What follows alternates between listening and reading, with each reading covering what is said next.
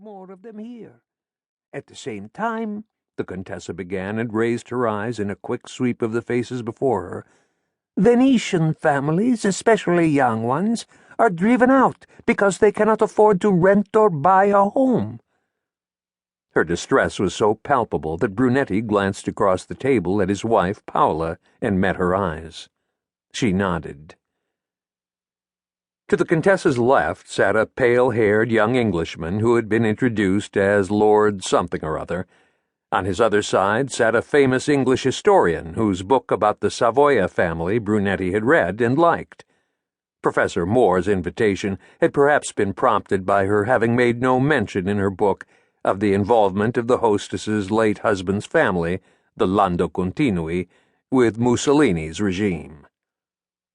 On her left sat another Englishman who had been introduced to Brunetti as a banker, and then, just opposite Brunetti, his own wife, sitting at her mother's right hand.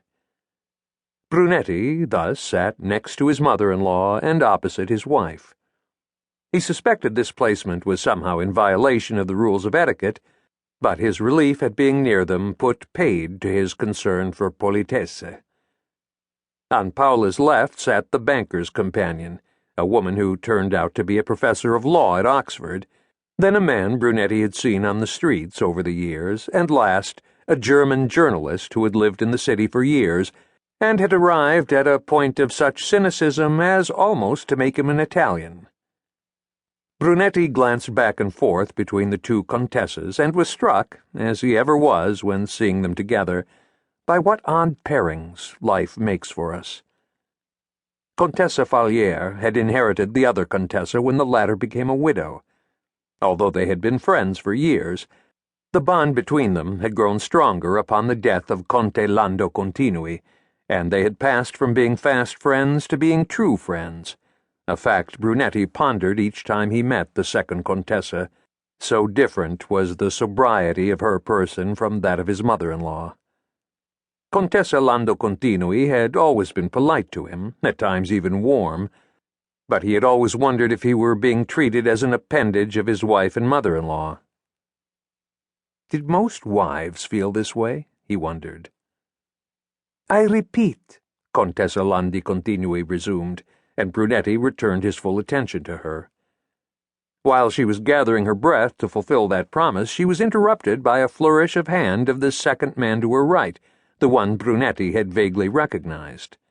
Dark-haired, somewhere close to 40, and with a beard and mustache much influenced by the style of the last Russian Tsar, he interjected, speaking loudly into the pause his gesture had created. "My dear Contessa," he said, getting slowly to his feet, "we're all guilty of encouraging the tourists to come, even you."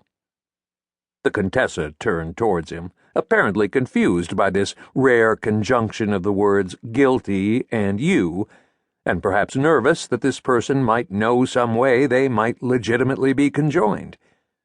She placed both hands, palms down and beginning to tighten, on either side of her plate, as if prepared to pull the tablecloth to the floor should the conversation veer towards that conjunction. A confused hush fell on the table.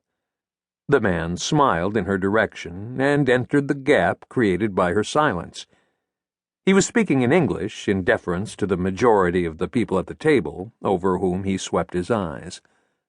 "For, as you all know, the largesse of our hostess in aiding the restoration of many monuments in the city has preserved much of the beauty of Venice, and thus added without measure to its desirability as a destination for those who love it and appreciate its wonders."